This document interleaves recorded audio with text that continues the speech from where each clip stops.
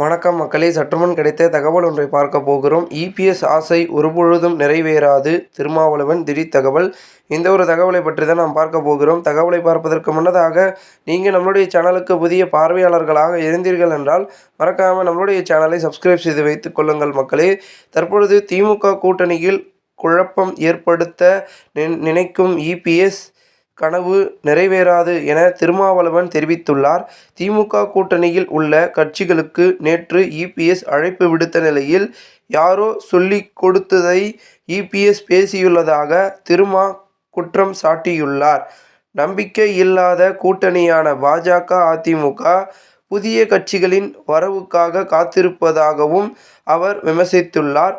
இந்த ஒரு தகவல் தற்பொழுது அரசியல் வட்டாரங்களில் பெரும் பேசும் பொருளாக இருக்கிறது.